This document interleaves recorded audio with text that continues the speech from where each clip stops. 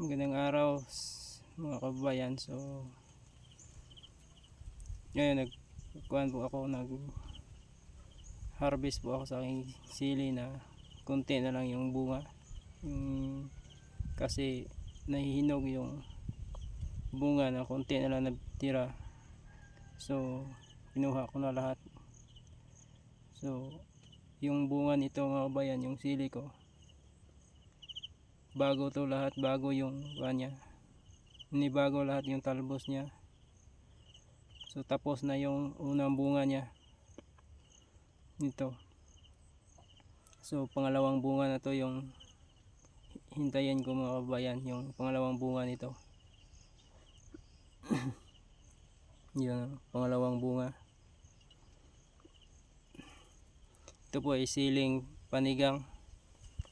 So ngayon update sa price ng sili dito sa amin is 70 per kilo sa farm gate price po mga kababayan.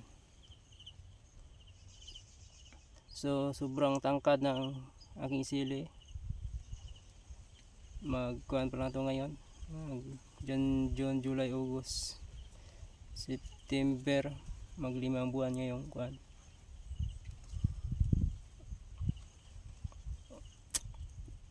October po. So ang tangkad niya mga kabayan, lampas na po yan sa akin, yung sili na yan sa gitna.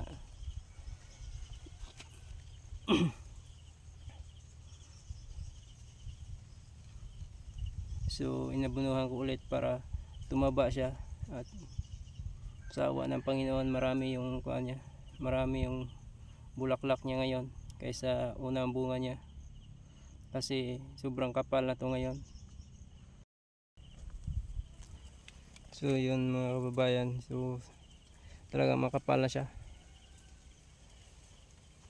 So ganito lang mag-alaga ng sili mga kababayan. So una, pag maliit pa yung tanim nyo nga sili, abunuhan nyo lang, maglagay lang kayo ng pataba na pakunti-kunti.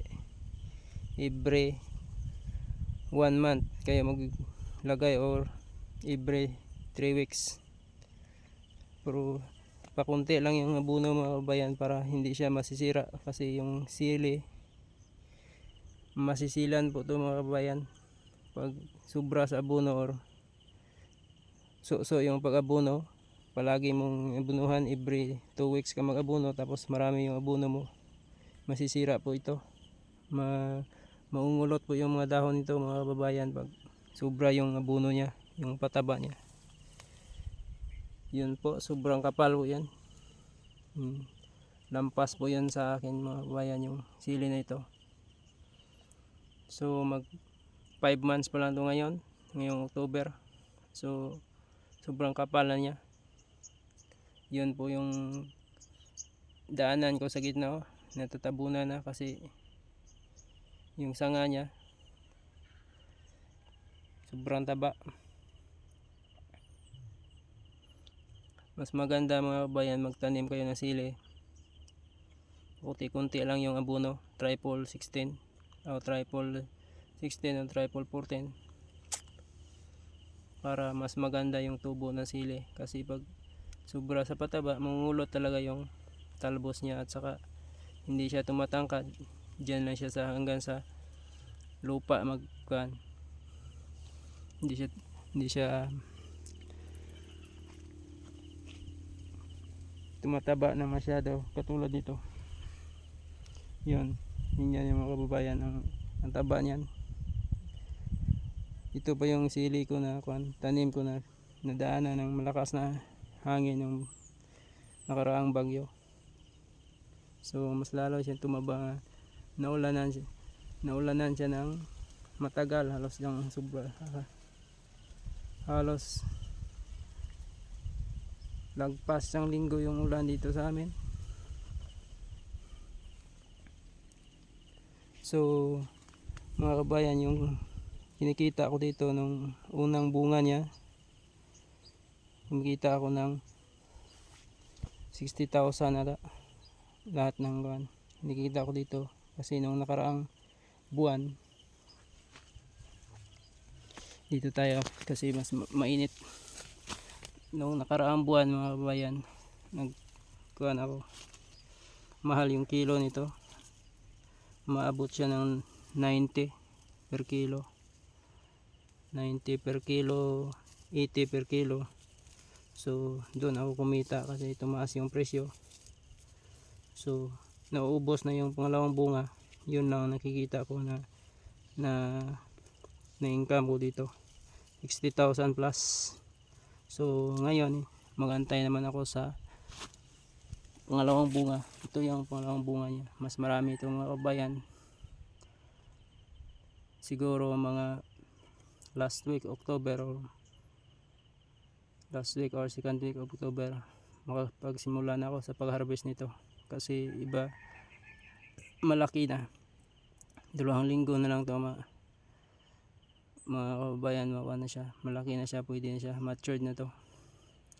At saka ngayon yung presyo 70 per kilo, medyo mababa kaysa noong nakaraan.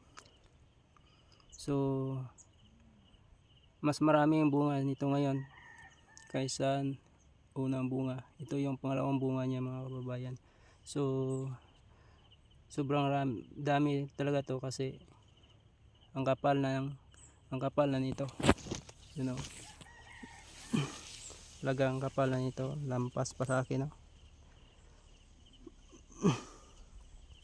At saka ang daming bulaklak nito. Dati mga kabayan, kaya may makita nyo ang daming ganito mga bangin. Ito ay ampalaya. Ampalaya ko po to dati. Kaya may mga nakita nyo may mga bubong pa. So ampalaya ko to dati. So tinaniman ko ng sili. So ito yung nangyari. So halos umabot na sa bubong yung dahon ng sili. So lampas pa nga sa akin yung sili dahil sa sobrang taba niya. At maganda yung pag-alaga. Kasi yung tanim nyo dito sa amin, yung ibang tanim, nagtatanim ng sili, nasisira yung sili nila. Ngayon daming sili ngayon dito sa amin na nasisira yung mga tanim nila kasi hindi maayos, hindi maganda ang pag-alaga, sobra sa abono at saka palaging ilagay ng abono. So ang sili kasi hindi kailangan ng palaging maglagay ng pataba kasi masilan po yung ugat niya na mga maliit. So madali lang magkuhan, so, tumitigas yung tubo niya mga kabayan pag over siya sa pataba.